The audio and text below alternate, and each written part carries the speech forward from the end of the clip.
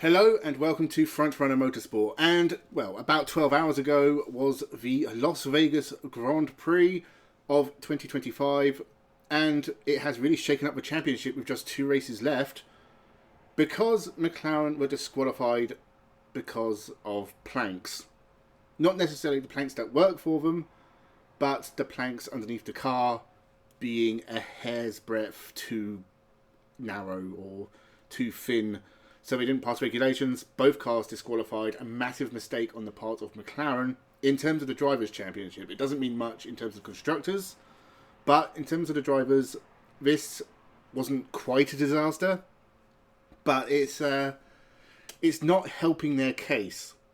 And Lando Norris still has a 24-point lead, but second place is now shared by Piastri and Verstappen, both on 366 points.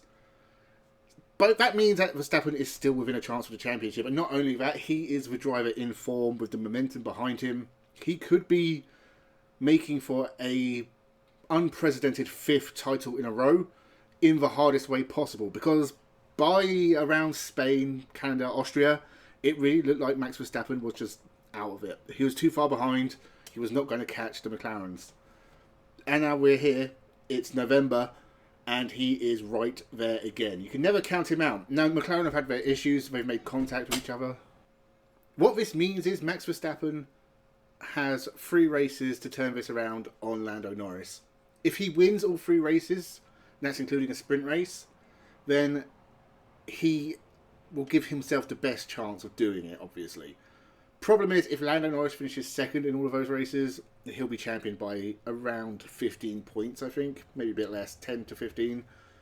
So it's not enough for Max Verstappen just to win. He needs something to happen to Lando Norris, and he needs to make sure he beats Piastri as well.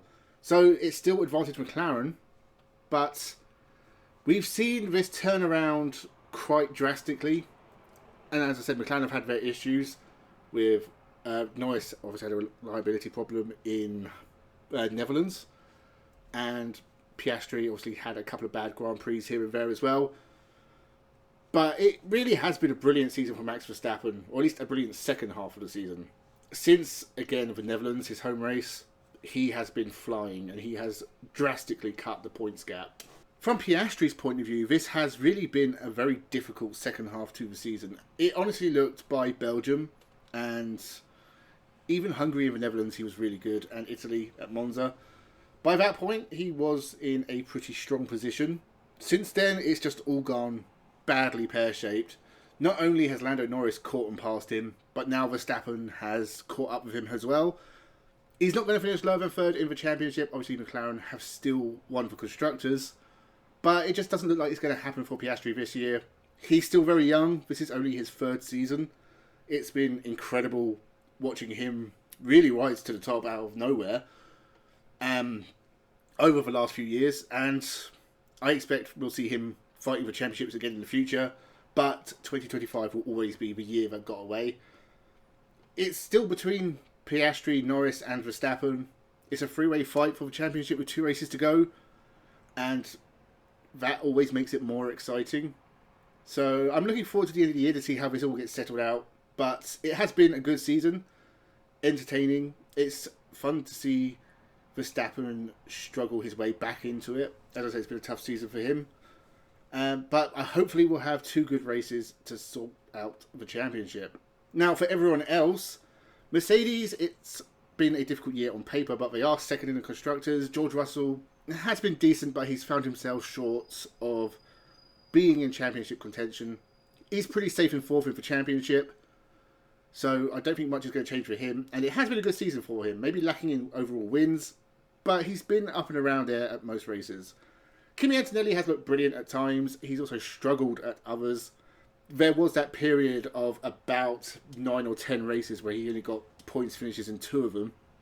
And that really buggered up his championship. But at the moment, he is sitting in 7th. And he is only 15 points behind a really struggling Lewis Hamilton. It will be interesting to see if Kimi Antonelli in his 1st season can finish ahead of Lewis Hamilton in his 18th, 19th season. And if he does, it truly is a sign that the young stars are coming through and moving the older ones out of the way. of which Lewis Hamilton is one of the oldest. So I'm not really shocked to see how far Lewis has fallen. And he himself has said this has been his worst season. But I honestly, I don't think anyone's really talked about how bad it has been for Lewis this year. He is too far away from his teammate already to catch him. And now he's looking like he's going to be struggling to keep 6th in the championship ahead of a very young man from Italy. It's amazing how poor Lewis Hamilton has been at times this year. He's been unlucky as well, and there has been good drives. But there's just been a lot of sitting in the midfield, poor qualifying performances, getting stuck behind drivers you wouldn't expect him to get stuck behind. The end result of this so far is his first year Ferrari has netted no podium positions, and Ferrari themselves are falling behind Red Bull, despite the fact it's only really Max Verstappen scoring points for Red Bull. That's embarrassing for Ferrari. It's put Frederic Vasseurs' job in jeopardy, but I think it points to a bigger problem that they should just never have signed Lewis Hamilton. If they had Carlos Sainz in that car, he would be closer to Leclerc at least, maybe pushing him to a bit further up. They would have been better off with that. They should go with Ollie Behrman next year. I know it probably costs money to get Lewis Hamilton out of that seat, but the performances Ollie Behrman's done in the Haas this year have been brilliant. And he's a better option to Lewis Hamilton. Because do you want another year of this? Another year of finishing in the mid-pack, scoring points, being a top 10 in the championship, almost guaranteed. But it's not good.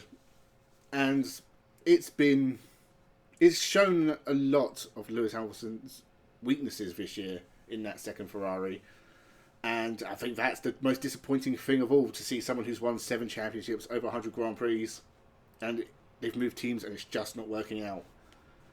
He has 2 races to get a podium this year, which I don't know. I think this will be the first year he doesn't get a single podium all year if he doesn't manage it in the next 2 races. He hasn't really shown signs of doing it, but his mission really for the last 2 races is just to keep Kimi Antonelli behind him.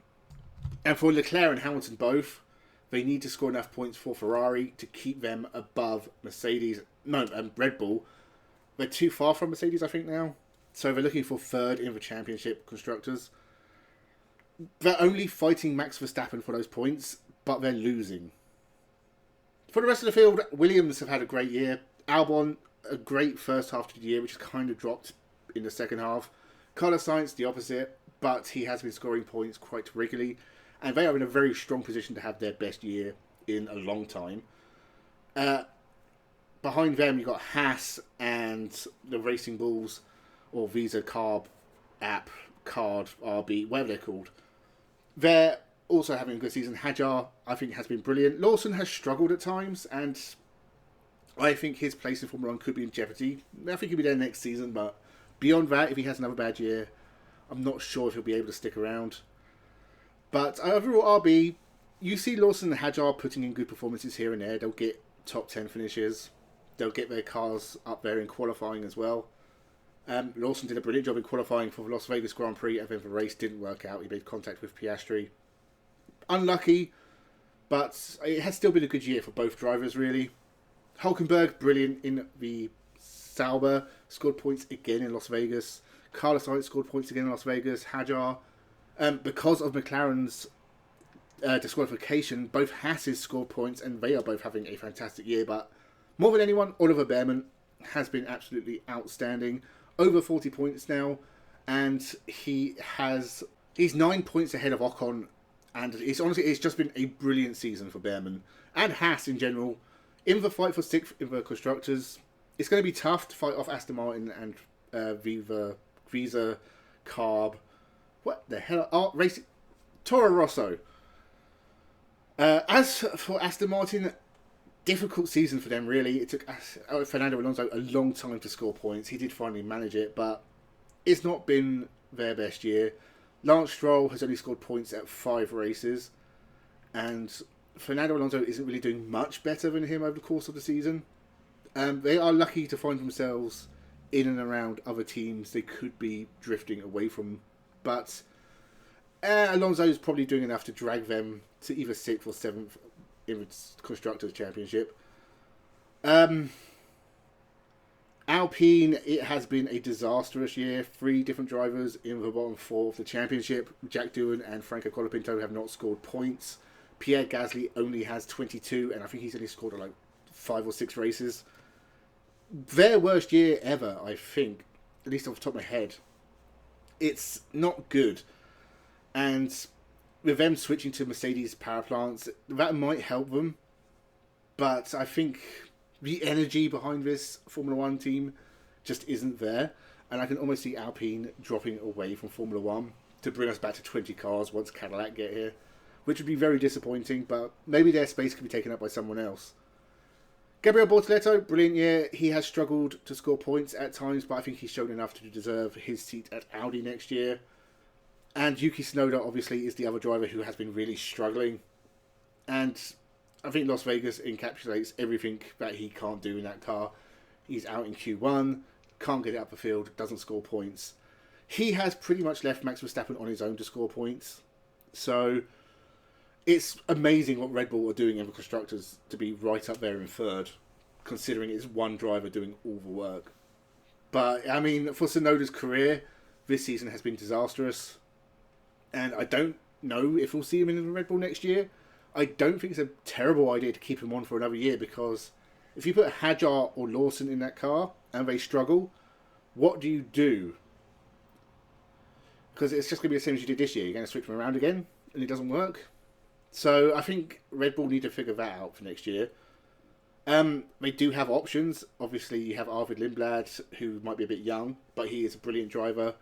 They also have Ayumu Iwasa, who today won the Super Formula Championship, and he has been a Red Bull driver for a while. He could be a good swap, maybe even for the main Red Bull seat rather than a Toro Rosso seat. So that's worth keeping in mind, that Ayumu Iwasa is a Red Bull driver and could probably do a job for the team. I don't think he'd do much better than Yuki Tsunoda, but as I said, this year has just been awful for Tsunoda. And it's hard to know what's going on with that second car, whether it's just so geared towards Max Verstappen that it just doesn't work for anyone else. But hopefully Yuki can get a job somewhere in Formula 1 in the future, because I don't think he's ever really hit the levels he could have hit. He's definitely one of the best Japanese drivers ever in Formula 1. So that was my roundup of the Las Vegas Grand Prix. It was an entertaining race, at least for the most part. There were bits of this race where nothing really much happened. Lando Norris slowing down at the end when I guess they realised they had troubles with their planks, but it didn't really change anything in the race anyway. Obviously, with disqualification, it's a big talking point going forward. Could it give the championship to Max Verstappen? We'll have to wait and see. It's only a couple of weeks until the end of the season, so it won't take long to find out.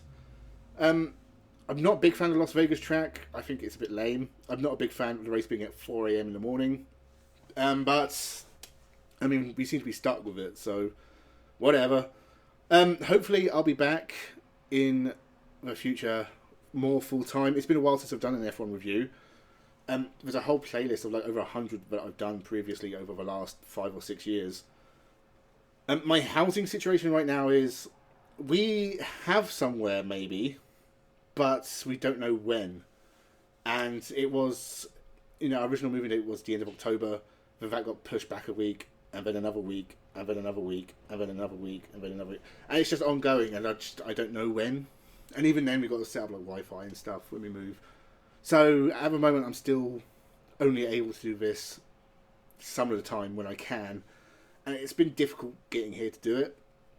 I don't see that changing in the near future, but hopefully by 2026, I'll be set up and back to normal. I am going to try and do a few videos that I would have done normally anyway. I haven't done my reaction to my Formula E predictions yet, so I'll do that in the next week or two. And then new predictions for the new season, and maybe a livery review as well. And, of course, the Frontrunner Motorsport End of Year Awards. Never miss those. Hopefully then I'll be back full time for the start of 2026 to cover the Dakar Rally and the formerly Toyota Racing Series, but now Formula Regional Oceania, Formula Regional Middle East, Asian Le Mans Series, the early season things that I normally cover. So hopefully I'll be back in time to do that. But at the moment it's all up in the air. So thank you for sticking with me. Thank you for watching. Let me know your thoughts on the Las Vegas Grand Prix. Let me know your thoughts on who's going to be champion. Will it be Norris, Piastri or Verstappen? And more importantly than that, have a good one.